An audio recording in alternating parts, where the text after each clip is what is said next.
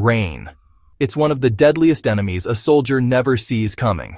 Not bombs, not bullets, but the relentless, creeping mud that turns fields into quagmires, trenches into watery graves, and morale into despair.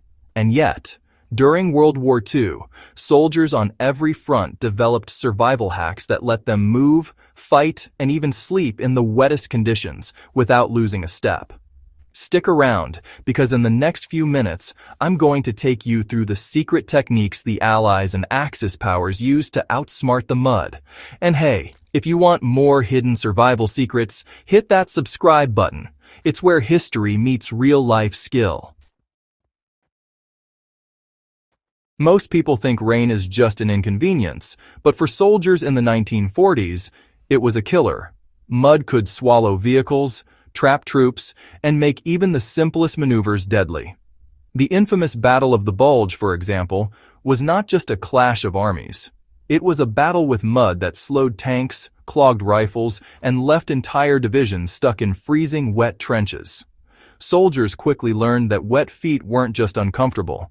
They led to trench foot, infections, and a sharp drop in combat readiness. To survive, the first battlefield innovation wasn't a new weapon. It was footwear. Soldiers learned to improvise with multiple layers of socks, oilcloth liners, and even greased their boots with mixtures of paraffin and tallow to repel water. Some units wrapped their feet in waxed paper or canvas as a temporary shield from puddles and marshes. The British and American troops also experimented with waterproofing sprays and boot creams, turning leather boots into near-impermeable shields. This wasn't just about comfort. Dry feet meant soldiers could march longer, fight harder, and avoid debilitating infections that could take them off the front lines for weeks. Think of it as the original wet weather gear that modern militaries now take for granted. When rain fell relentlessly, standard-issue jackets weren't enough. Soldiers got creative.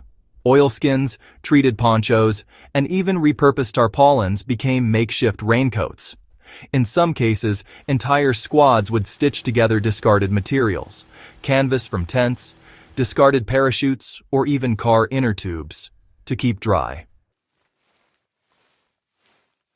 One remarkable trick involved layering different fabrics.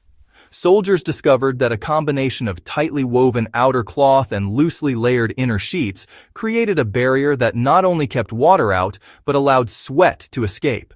This meant soldiers weren't just dry, they weren't overheating under their makeshift cloaks.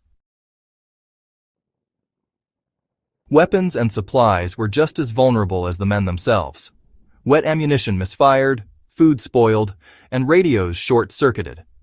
To combat this, soldiers used every kind of waterproofing technique available: waxed paper envelopes, oilcloth wraps, and even plastic bags.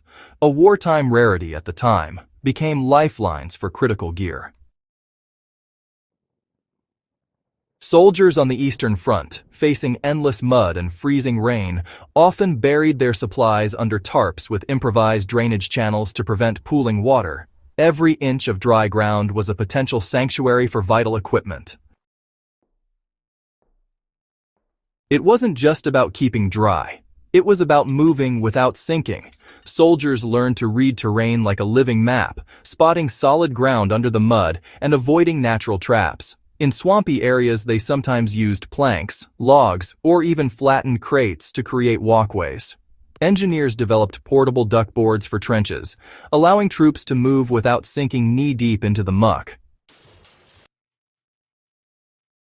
There's an old saying from the WWII diaries: "The soldier who respects mud survives."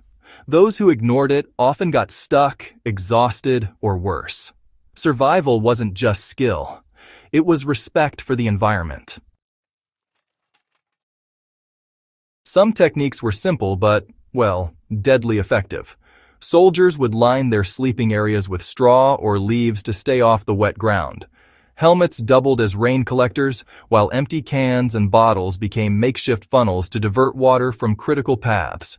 Even in the chaos of war, these small hacks saved lives, improved morale, and allowed units to keep fighting when others would have been forced to retreat. Modern preppers and outdoor enthusiasts would do well to study these World War II survival hacks. The ingenuity wasn't in fancy gear, it was in understanding the problem and improvising with what you had. Layering, waterproofing, reading terrain, and keeping supplies dry are timeless strategies. Whether you're hiking through a rainstorm or prepping for emergencies, these lessons are as relevant now as they were in 1944. And here's a little bonus secret that, well, rarely makes the history books. Soldiers who mastered these mud-busting techniques were often the ones who survived those long campaigns. It wasn't the weapons that gave them the edge. It was the rainproof gear, the dry feet, and the ability to move faster than their enemies through the same conditions. That's the real secret war against the rain. World War II wasn't just fought with guns and tanks. It was fought with knowledge, ingenuity, and sheer survival instinct. Soldiers who could outsmart mud, water, and weather not only stayed alive, they dominated the battlefield.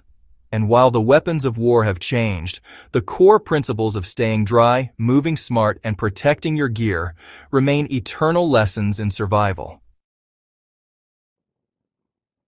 So next time the rain hits, just remember, it's not just water, it's a battlefield. And if you take a page from history's survival code, you'll always be ready.